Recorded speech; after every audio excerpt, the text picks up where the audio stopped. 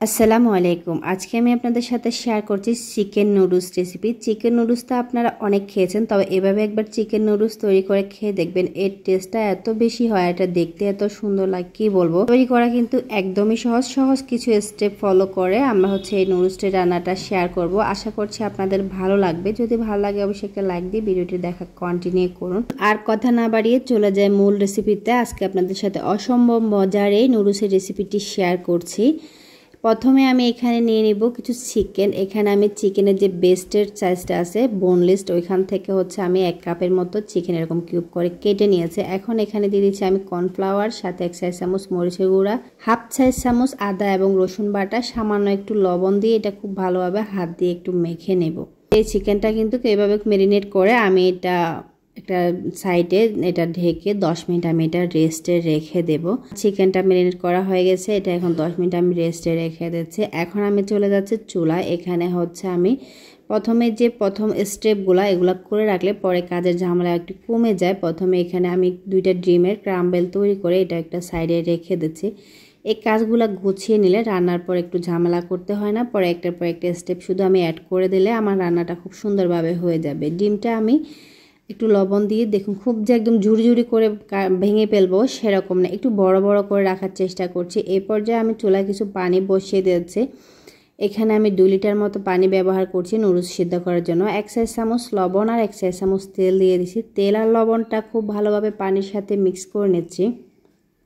এখন এখানে আমি আজকে ব্যবহার করছি প্লাড নুডলসটা।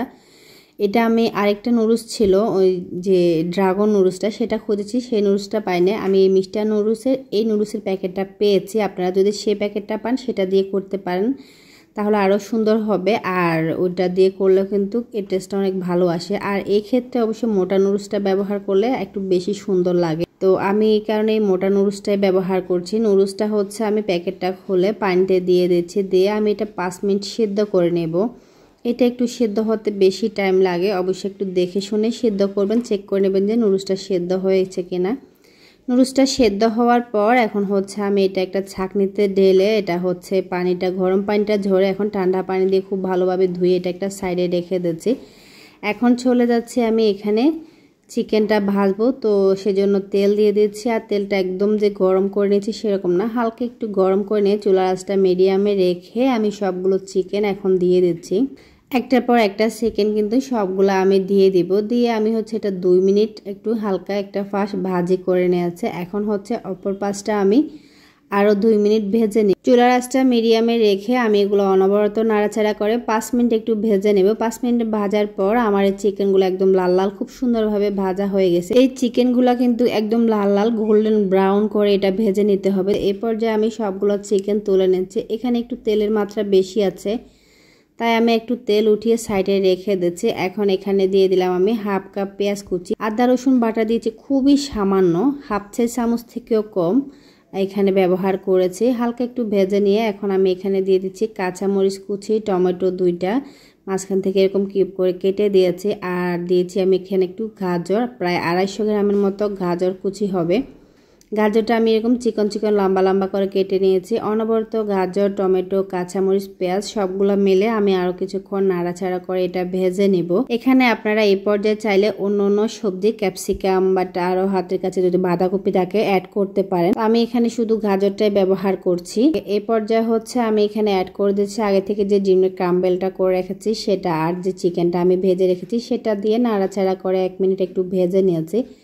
এখন দিয়ে দিচ্ছি আমার যে সিদ্ধ করে রাখা নুডলসটা ছিল সেই নুডলসটা দিয়ে আমি আবারও নেড়ে ছেড়ে সবগুলো অনবরত মিক্স করে নিচ্ছি। এই পর্যায়ে চুলার আঁচটা হাইতে রাখতে হবে। এই পর্যায়ে যদি চুলার আঁচটা লোতে বা মিডিয়ামে রাখেন সেক্ষেত্রে এটার টেস্ট এবং টেক্সচার দুইটাই নষ্ট হয়ে যাবে।